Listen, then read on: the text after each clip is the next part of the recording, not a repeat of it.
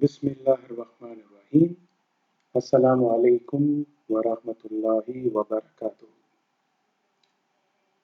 I am your Business Ethics Section 1 course lecturer, Mr. Muhammad Imthiyaz Ahmed. Would like to welcome our dear students to understand the last chapter, Islamic Business Ethics. As you can see, there are 7 major parts to be discussed. I have cited the references. These references are not available in ProQuest. For further reading, a detailed reading, you may use these references. First, let me brief you on the introduction part of Islamic ethics. Islamic ethics is derived from Al Quran and teachings of our beloved Prophet Muhammad, peace be upon him, we say Sunnah. Whatever leads to the welfare of individual or society is morally good, and whatever is morally injurious is considered as bad. The ethical system presented in Islam is eternal and divine. It means it is applicable for entire aspect of human life. People who follow Islamic ethics are required to safeguard their behaviors, arguments, intentions, etc. It also prescribes certain specific guidelines by identifying what is halal and what is haram. I hope the introduction part is clear. Now let's move on to the second important heading, the effect of Islam on business ethics. The first point to be seen is freedom of enterprise. A person can start, manage, and organize any kind of business within the limit set by Islamic Sharia. Earn legitimate halal earnings. A person's earnings should be in a halal way. He or she should not do haram or cheating type of activities or business. In Quran Al-Baqarah chapter number 2 188 verse, in that the Holy Quran says, "Do not devour one another's property wrongfully, nor throw it before the judges in order to devour a portion of others' property sinfully and knowingly." Prohibition of riba, interest. Riba is forbidden and prohibited in Islam. The main reason is because it involves both oppression and exploitation. As per Al Baqarah, chapter number 2, verse number 275, the Holy Quran says, Allah has permitted trading and forbidden riba, usury. Trade through mutual consent. In this case, the buyer and seller both has to agree on common terms. In a hadith mentioned in Ibn Majah, hadith number 2176, a sale is a sale only if it is made through mutual consent. Truthfulness in business transactions. A trader, for maintaining consistency, truthfulness in his business transactions, his status will be raised on par with the holy warriors and martyrs in the day of judgment. Honoring and fulfilling business obligations. Islam attaches great importance for traders in fulfilling their contracts, promises, and trust. Our tradition of Prophet Muhammad, peace be upon him, states that Muslims are bound by their stipulations. This is mentioned in Hadith Abu Dawud, Hadith number 3120. Fair treatment of workers. It is the responsibility of the employer to take care of the overall welfare and betterment of employees by paying salaries and wages on time. So, in Hadith Ibn Majah, Hadith number 2434, it is mentioned the wages of the laborers must be paid to him before the sweat dries upon his body. So I hope the effect of Islam on business ethics is clear.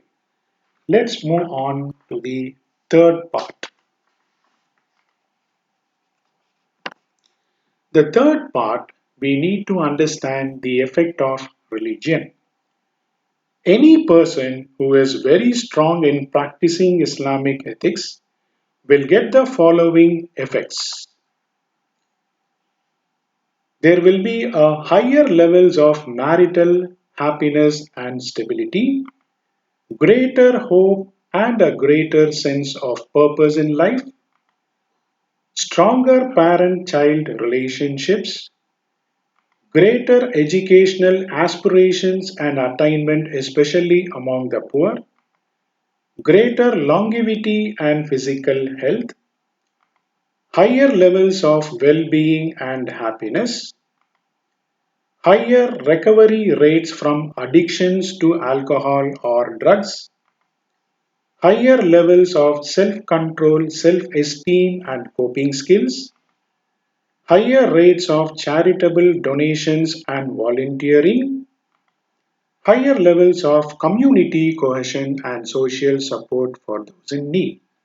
So, I hope the effect of religion is clear. Let's move on to our fourth part. Our fourth part, we need to understand the effect of religion on society.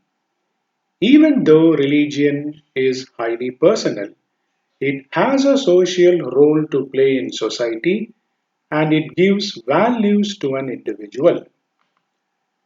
Religion explains individual suffering. For example, a person is sad or suffering from disappointment. Religion puts faith and belief into him that some unseen power moves in its own ways to make his her loss meaningful. Religion comes as a sense of social cohesion. Religion provides social values by which individual controls the action of self and others. For example, we say that children should obey their parents, should not tell lies, people should be honest. Religion encourages social welfare. It also serves as humanity by spreading the importance of education, also encourages the habit of charity. It leads people opening charitable institutions, orphanage homes, old folks centers, and hospitals. Religion is the agency of social control. It provides a model for living where it upholds certain ideals and values.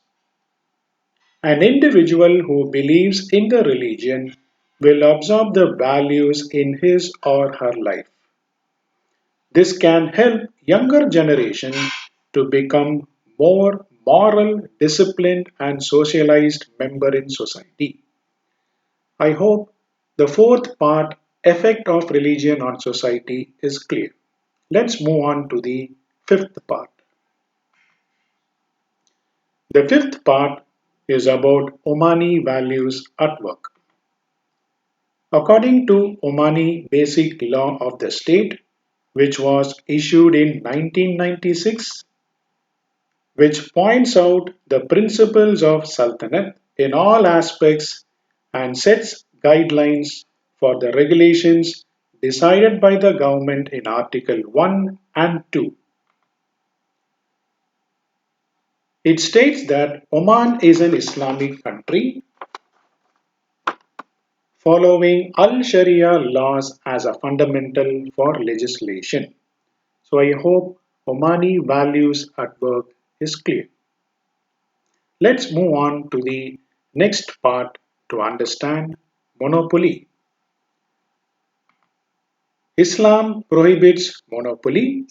This was outlined in Article 11, which listed out the economic principles, declaring that Sultanate is encouraging free trade through ensuring justice and equal opportunities. This could be witnessed through business committees arranged by Chamber of Commerce in Oman, gathering Omani business persons and their counterparts in different countries. In 2006, the government signed a free trade agreement with the United States of America. In addition, the establishment of the Public Authority for Investment Promotion and Export Development, also known as OCIPED, was established. Another recent witness was the government support from the 59 directives of His late Majesty to small medium enterprises through organizing a summit to support small medium enterprises. He directed the government to allocate 10% of its project to small medium enterprises. I hope the points in monopoly is clear. Let's move on to the last part, wages and compensation. As far as wages and compensation is concerned, Article 12 highlights the social principles of the country. It states clearly that employees should be treated fairly and their salaries should match their work according to the standard of living. This was highlighted in the last speech of His late Majesty in Oman Council, recommended private sector to increase the salaries of low and middle class employees.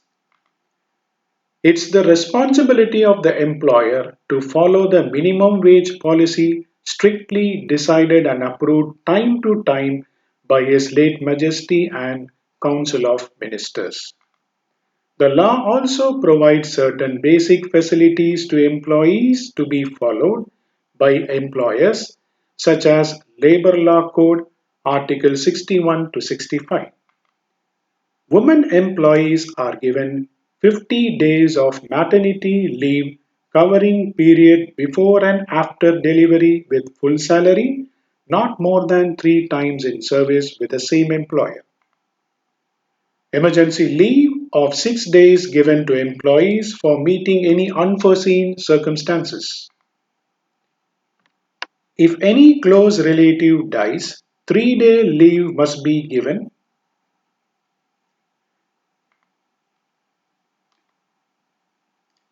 The reason behind it is that in Islam, family is the unit of the society, and this is highlighted in the basic law of the state.